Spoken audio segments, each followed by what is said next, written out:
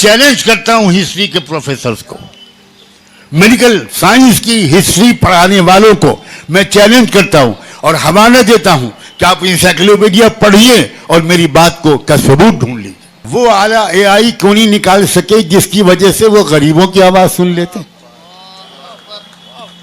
उसकी वजह से वो गज्जा के जख्मियों और मजलूमों की आवाज क्यों नहीं सुन पा रहे?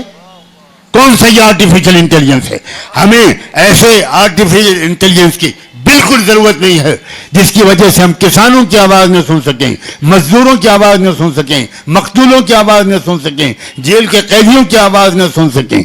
हमें उस इंटेलिजेंस की जरूरत है, नॉट आर्टिफिशियल, रियल, ओरिजिनल, जिस इंटेलिजेंस के जरिए से हम गरीबों की आवाज भी सुन सकें, भूखे लोगों की आवाज भी सुन सकें, फलस्तीन की आवाज भी सुन सकें, अफगानिस्तान की आवाज भी सुन सकें, वियतनाम की आवाज भी सुन सकें, मशरकी यूरोप की आवाज भी सुन सकें, शुमाली चाइना की आवाज भी सुन सकें।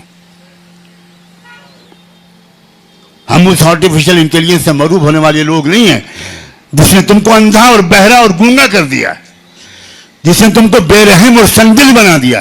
तुम हाथियों की आवाज समझ लेते हो, इंसानों की आवाज नहीं समझ पाते। बहुत पहले हजरत सुलेमान अलैहिस्सलाम एक परिंदे हुदहुद की जबान सुन चुके हैं। क्या बात करते हो आर्टिफिशियल इंटेलिजेंस की?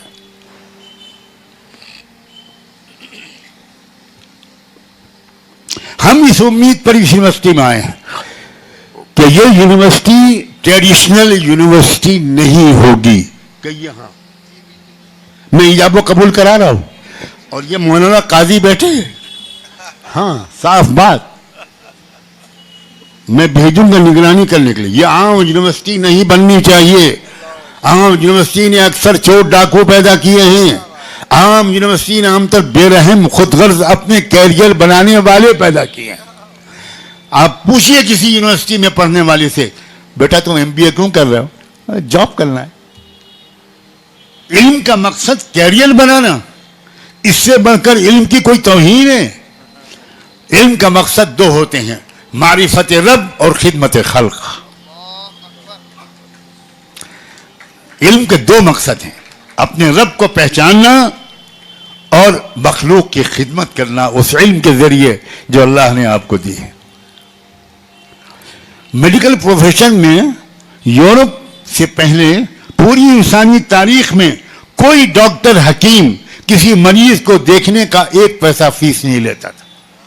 मैं चैलेंज करता हूं हिस्ट्री के प्रोफेसर्स को, मेडिकल साइंस की हिस्ट्री पढ़ाने वालों को मैं चैलेंज करता हूं और हवाला देता हूं कि आप इंसाइक्लोपीडिया पढ़िए और मेरी बात को का सबूत ढूंढ लीजिए।